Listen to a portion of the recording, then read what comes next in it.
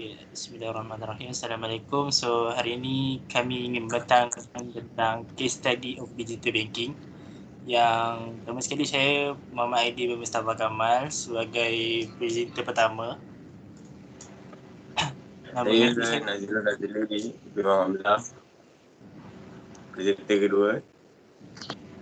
Saya Muhammad Najmuddin bin Muhammad Ubaidullah. Saya merupakan presenter yang ketiga. Saya Dr. Effendi bin Suhaimi, merupakan presenter yang keempat. Pertama kali saya akan membentangkan tentang introduction. Firstly, apa yang dimaksudkan dengan digital banking ialah merupakan perbankan digital ataupun digitization atau lebih dikenali sebagai transaksi atas talian. Ia merupakan transaksi yang di mana sebelum ini pelanggan perlu ke bank untuk melakukan transaksi secara fizikal. Antara aktiviti yang dilakukan oleh mereka adalah menguruskan pinjaman, bayar bil ataupun perkhidmatan akaun, dan tentunya pada masa kini pengguna telah pun beralih ke peranti secara atas talian kerana ia lebih memudahkan, menjimatkan masa, dan di samping itu pihak-pihak bank telah pun bermula untuk untuk lebih mengutamakan pelanggan di atas talian kerana 70% pengguna telah pun menggunakan transaksi atas talian sekurang-kurangnya sebulan dalam sehari. Jadi pihak bank telah pun untuk pelanggan supaya transaksi mereka. So for case study analysis, we will explain for digital banking and digital banking important to the Islamic finance, and ketiga adalah list down challenging and opportunities faced by the Islamic finance and implementing digital banking, and for how digital banking give impact toward the financial industry in Malaysia. So for digital banking is the application of digital of every banking activity process and program, thereby making the customer experience simple and easy and inconvenient, and in the process eliminating the need to be at a physical location here. Physical location. Jadi digital banking ini adalah untuk memudahkan lagi pelanggan untuk membuat segala transaksi kerana lebih menjimatkan masa dan tidak perlu ke bank-bank tertentu untuk melakukan sebarang aktiviti dengan pihak bank. Seterusnya saya akan menerangkan tentang important digital banking to the Islamic finance. Dengan adanya digital banking pada waktu sekarang dapat menjimatkan masa seseorang untuk berurusan dengan pihak bank dan tidak perlu menunggu yang terlalu lama di dalam bank, dan customer boleh mendapat semua facilities yang disediakan oleh institusi bank di mana sahaja mereka berada. Seterusnya ia menjadikan penting kerana untuk Islamic banking adalah kerana supaya dapat berdaya saing dengan conventional bank yang lebih maju ke hadapan selangkah.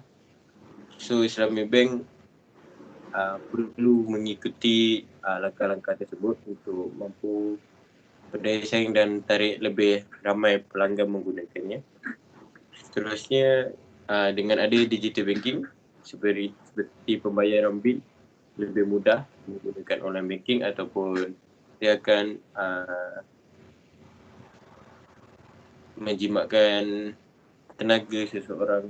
Selain tu dia boleh menjadikan benda itu mudah dan tidak perlu tertangguh. Seterusnya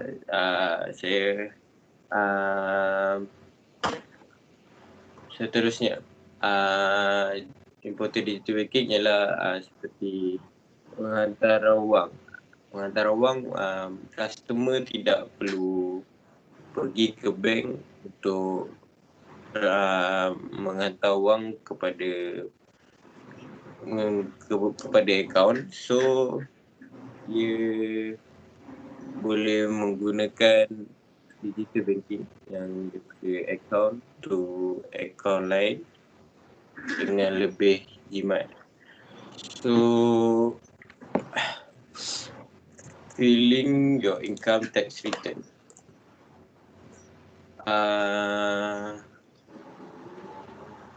pendulangan cukai pendapatan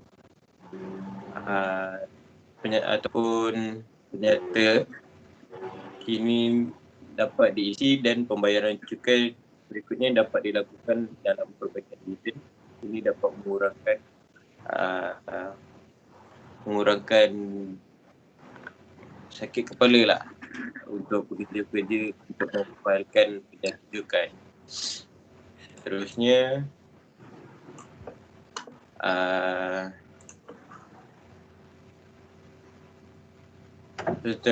dengan pertukaran wang setiap hari, ada kemungkinan kita akan mendapat wang palsu. Dengan adanya digital banking, dapat menghilangkan kemungkinan itu semasa pemindahan yang dilakukan secara digital. Seterusnya saya akan beri kepada pembentang ketiga.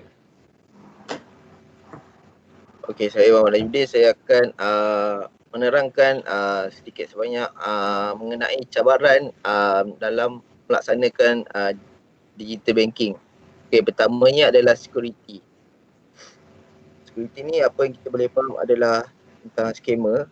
Bila scammer mengambil peluang kepada kita untuk menggunakan wang simpanan kita untuk mereka membuat transaksi.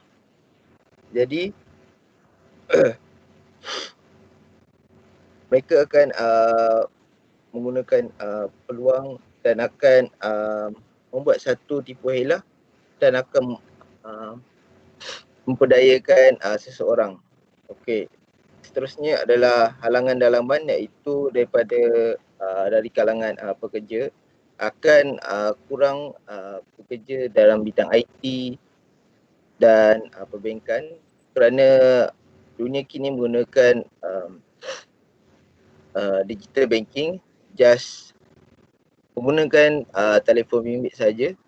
Perjumpaan antara kita dengan pekerja bank. Okey, seterusnya adalah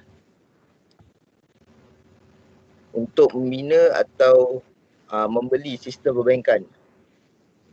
Okey, sekarang kebanyakan bank tidak menggunakan perbankan cepat kerana mereka tidak tahu jenis sistem yang berfungsi dengan betul.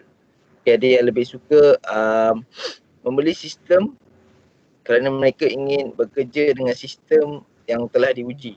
Sistem yang dibina khusus untuk mereka. Kedua-duanya jenis sistem ini mempunyai kebaikan dan keburukan. Sebagai contoh, Bank 7, CMB Bank. Okey, benda tu khusus untuk kita mengeluarkan wang ataupun transfer kepada akaun-akaun lain. So ia telah memudahkan kita untuk tidak ke tempat apa orang kata ke bank, just kita transfer melalui telefon bimbit saja. Okey, tak apa, saya proceed terus kepada opportunity in implementing digital banking. Pertamanya adalah mobile banking dan keduanya adalah better market prediction. Maksud organisasi dalam digital banking tersebut telah disusun rapi untuk memudahkan kita menggunakan dengan baik. Baik, bismillahirrahmanirrahim. Saya akan sambung tentang opportunity in implementing digital banking. Okay, yang pertama, more customer with time, iaitu orang tak payah lagi menggunakan cara dengan berbaris di bank dan hanya untuk boleh menggunakan digital saja.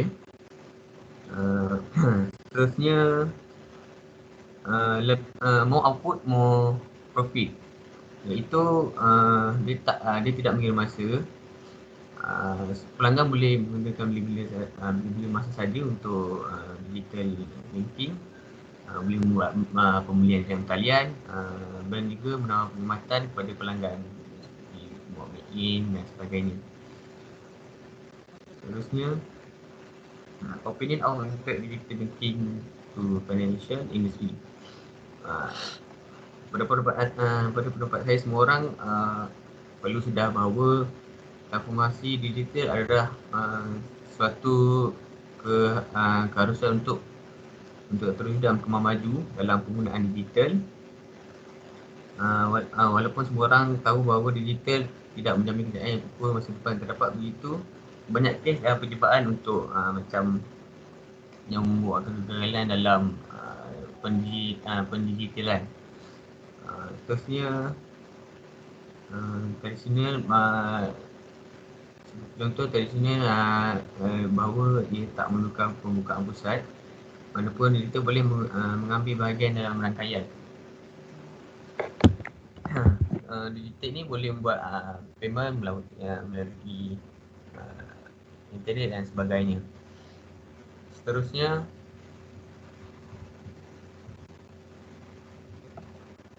digital telah menjadi aspek penting dalam setiap perniagaan untuk menggunakan sistem pendigitalan. Perkhidmatan digital menyentuh institusi perbankan dan kewangan dengan usaha untuk mengubah proses operasi. Seterusnya, hampir separuh daripada populasi di dunia menggunakan proses perbankan digital. Itu ia sangat mudah bagi pelanggan yang menggunakan. Baiklah, seterusnya saya serahkan kepada Muhammad Aidil. Okay, so sebagai conclusion, bank seharusnya lebih fokus kepada hasil perniagaan, bukan hanya sekadar aktiviti digital, kerana transaksi yang lancar dan mudah yang diaktifkan oleh pihak bank dapat membantu pelanggan untuk membuat lebih banyak transaksi. So